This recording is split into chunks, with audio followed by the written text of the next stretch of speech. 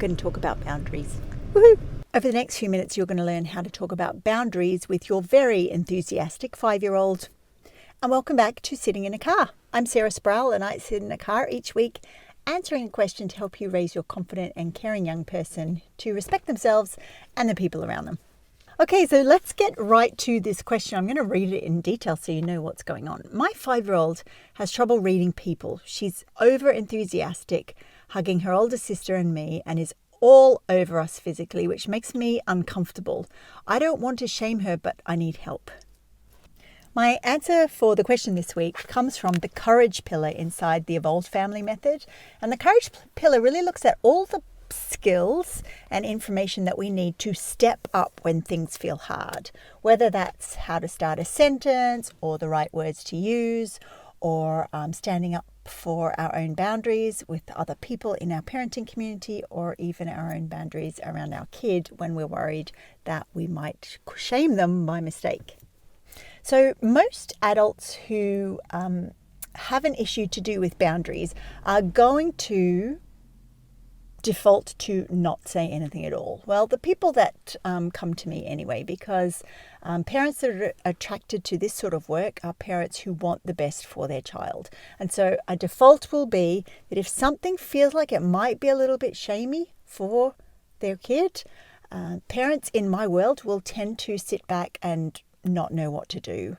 And this is a characteristic of being a courageous but tongue-tied parent. That parent who wants to do all the brave things but doesn't know how to take the next step. And oftentimes weeks, months, maybe even years can go by as we're struggling to work out, how am I meant to do this thing?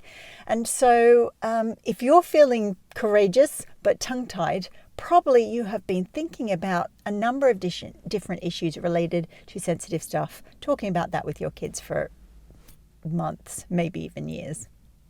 So in this video, I'm going to give you 3 points to help you work through this situation where you've got a child that is invading your boundaries and someone else in the family's boundaries, but you want to be kind and compassionate, and definitely make sure that you don't create shame in this situation. Point 1, it is absolutely appropriate for us as humans to do things to meet our needs. So in this instance, this 5-year-old obviously has a need for some sort of, whether it's connection or something else, she has a need for it. And her behavior is completely logical and makes absolute sense when you think about it in terms of meeting a need. So when we think sometimes about teaching our kids about consent, we will often think about it like making sure our child knows how to speak up for themselves, say no when they need to say no, say yes when they need to say yes. But another part of consent is teaching our child to really listen and pay attention to other people's needs. And in our family, as adults, we can be the first opportunity, or one of the first opportunities they have to practice hearing someone state a boundary very clearly. And there is no shame, really, in someone stating a boundary to us super duper clearly. It's actually a really important thing for our child to learn how to listen to. So there's nothing wrong with you having your need and speaking up about it. In fact, I think as adults we need to do it more, to show our children what it feels like when someone says, I don't like that, you need to stop. But because we're not just another person, we're actually their parent, then we get to step into that next phase and say, okay, so let's see if I can help you to meet whatever need you have in a way that doesn't make me feel weird or icky.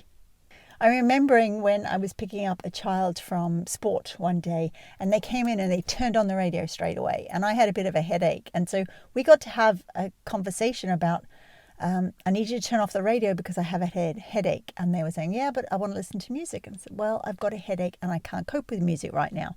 And that experience of that negotiating back and forth is a really good practice for our child later on when they grow into adulthood and they're even maybe practicing negotiating intimacy or different sort of things like that. Point number 2, I'm putting my occupational therapy hat on for point number 2 because this situation demands sometimes that we put our thinking cap on, because a child who is seeking that physical sensation of hugging or being close to someone else, sometimes it's not actually about the hug. Sometimes, and this goes for a lot of us, and me included, and I'll tell you about it in a minute, sometimes our body is seeking sensation. And what I mean by sensation is the experience of either being hugged or maybe the sensation of someone touching our skin.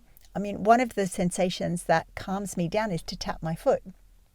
When John and I first got married, I remember him saying, "Why do you always tap your foot?" I had no idea at that stage why I always tap my foot. But now I understand that my nervous system uses tapping as a way to keep it calm.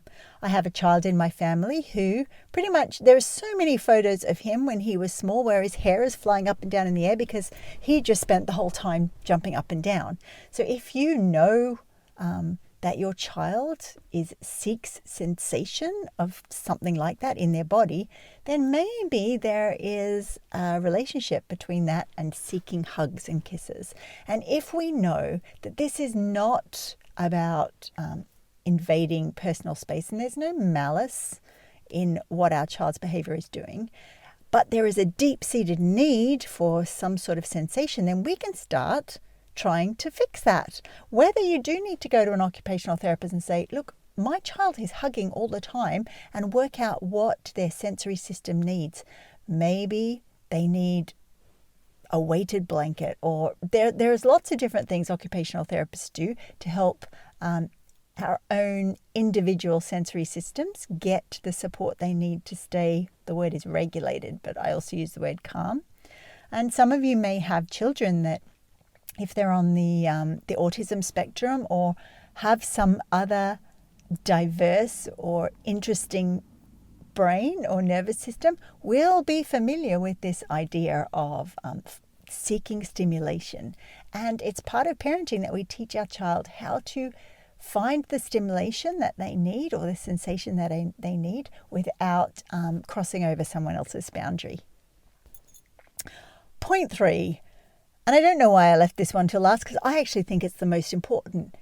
It is sometimes socially unacceptable for parents, and particularly mothers, to assert their needs, right? Oftentimes we will be socialized, or the culture will be showing us examples of motherhood or parenting that is all about self-sacrifice. I know in Ireland, we see those sort of images and descriptions all the time. But it's not good. It's not helpful.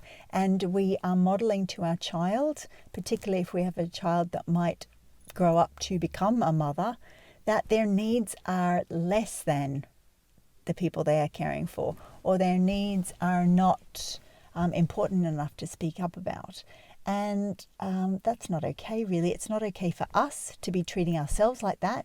And it's not helpful. And nobody wants to raise a child who keeps just pushing their needs away, because it leads to resentment, really, really bad resentment. And resentment can then lead to all sorts of family chaos and relationship crisis. And I'm speaking from personal experience.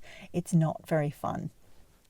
So you've just learnt 3 different approaches to deal with the situation where a child is invading other people's boundaries or is creating physical situations that don't feel comfortable to other people in your family. But this advice or suggestions does you no good, really, unless you're able to start sentences about complex things with the children in your care, or take care of yourself, because a lot of these strategies or approaches are very much countercultural or different to the way we've been raised. And so we have to look after ourselves when we're stepping forward into that new sort of realm. And so getting those missing pieces is a huge help to moving forward and having more complex and more connected conversations with our kids. And if you would like to learn more about that, the link is in my bio. You can put your name down to find out more information about when the Evolve School opens next, and I would love to see you there. And that's Sitting in a Car for another week, where I've answered a question to help you raise your confident and caring young person who respects themselves and the people around them. Bye for now.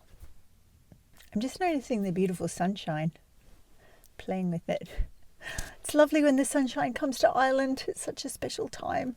Oh, fab, fab, fab.